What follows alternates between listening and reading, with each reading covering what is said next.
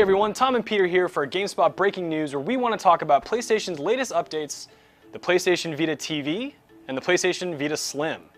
Tom, I know you got some pretty strong feelings about this. It's Vita Day. There's new Vita stuff announced, which is very exciting. So we'll get to the first thing, which is the less controversial. There's the Slim model, which is like, it has like a gigabyte of on-screen memory. They're getting rid of the OLED screen for LCD. But basically, this is a cheaper version with more colors of the Vita that we already know and love. Yeah, it's cheaper, smaller, it's got some internal memory. Yeah. But like, I'm not as excited for it as I thought I might be for a new version of the Vita, because I love the way it looks right now. The OLED screen is amazing, like really deep blacks, and that's something you only get from the OLED screen on there. The LCD has a backlight, so that's going to desaturate, basically, pixels can't turn off, so any black you see is going to have a little light shining through. So it's cheaper though. I think it's like demonstrably, inarguably worse is the display, right? It's worse, yes. But it's cheaper? Yeah. And it's 20% smaller. So all of a sudden those people who have like small wallets and small hands, like they totally have the best portable system that they can have. Like it's really good to like strengthen and broaden the market, even if you and I are just going to stick with the original, right? I mean, the only thing I really care about on this new model is the start and select buttons, which are no longer these tiny little recessed ovals. You actually have a big circle to press.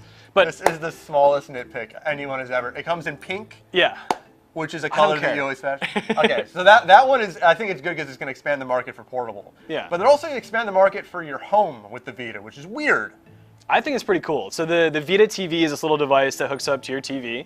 It plays Vita games, and it allows you to do some interesting things with remote play using the PlayStation 4 and the Vita as well. Yeah, so it's basically just a micro console because it's cheap and it plays PS1 games, PSP games, and Vita games. Right.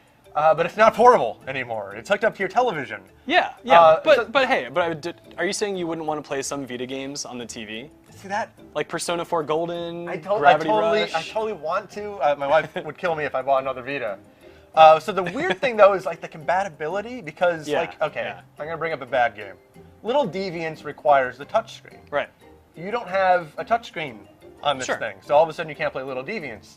And things will change when the PS4 controller is introduced and works with this. Because you'll have the tilting, you'll have the touching, but it's not going to be the same system. I kind of see this as like an augment to someone who already owns a Vita. Oh. Right? Not like a separate purchase for someone who is like considering getting into that ecosystem. Yep. It's only $95. That's about the cost of 2 games after tax, if you will. And it lets you sort of have this whole different environment for your Vita games. And it has a standby feature you'd have on a portable, so it's got a lot of the features that make the Vita special, which mostly are the games, you know? And I don't know, Little Deviants, are you sad that you won't get to play Little Deviants? I mean, the touchscreen experience on the Vita works for a portable system because we've come to expect that, but at home, who cares? You don't really do. And I guess, I mean, the great news for this, it gets the Vita in more people's hands. Yeah. And the thing, like what I took from this story, it's not like the new systems. It's that Sony loves the Vita. They think it has potential, and they desperately want more people to play it because it's an incredible system.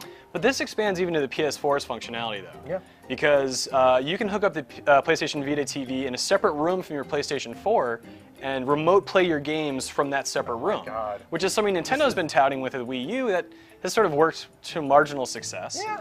But I think Sony's approaching it from a much smarter direction because it's an added value thing, right? It's not just, hey, we're streaming to the Vita. It's you also have a console that can play games, stream movies, stuff like that. So that's our take on the big Vita announcements today. And as always, if it's Vita, I love it. Peter, not quite as excited about it.